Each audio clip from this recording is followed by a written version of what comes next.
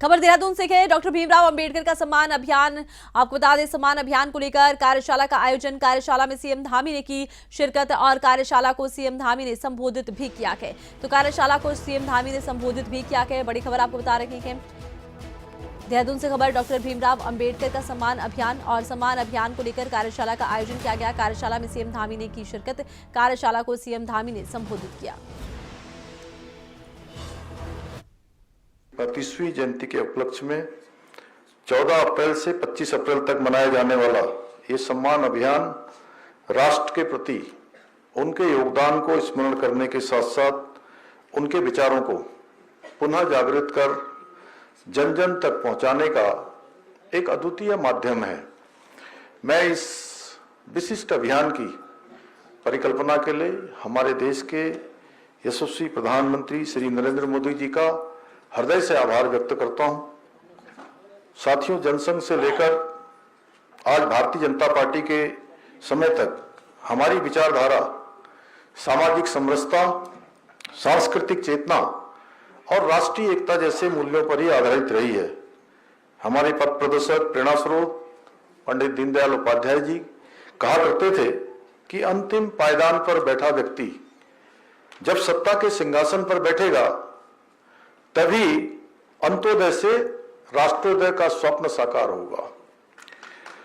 पहले देश के राष्ट्रपति के रूप में रामनाथ कोविंद जी और फिर द्रौपदी मुर्मू जी का राष्ट्रपति पद पर आसीन होना उनके अंत्योदय के स्वप्न के साकार होने का प्रतीक है। साथियों, बाबा साहब एक ऐसे युग दृष्टा थे जिन्होंने गुलाम भारत में जन्म लेकर भी अपने विचारों, ज्ञान और अद्वितीय धैर्य के बलबूते देश को एक नई दिशा देने का काम किया। समाज के वंचित वर्गों को मुख्यधारा में लाने के लिए उनका संघर्ष हर पीढ़ी के लिए एक मिसाल है।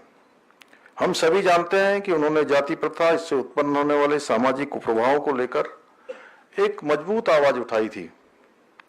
भारतीय संविधान के निर्माण में डॉक्टर अंबेडकर जी के योगदान के लिए देशवासी सदैव उनके कृतज्ञ रहेंगे। उन्होंने संविधान की प्रस्तावना में ही ये सुनिश्चित कर दिया कि न्याय, स्वतंत्रता, समानता और बंधुत्व भारतीय गणराज्य के मूल स्तंभ होंगे।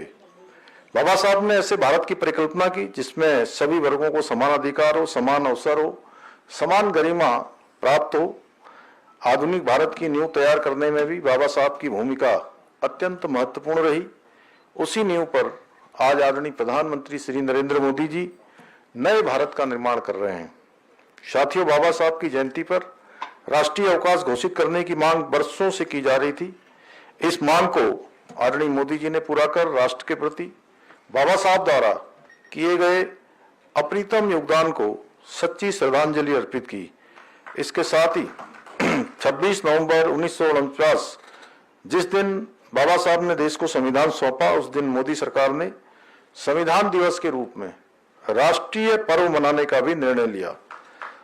इतना ही नहीं, आज आदरणीय मोदी जी द्वारा बाबा साहब की स्मृतियों से जुड़े प्रमुख स्थलों को राष्ट्र चेतना के पंच तीर्थ के रूप में भी विकसित किया जा रहा है। आजादी के बाद पहली बार किसी ने यदि सच्चे मन से दलितों और वंचितों के उत्थान के साथ साथ उन्हें समाज की मुख्य धारा में जोड़ने का कार्य किया तो आदरणीय प्रधानमंत्री श्री नरेंद्र मोदी जी ने किया।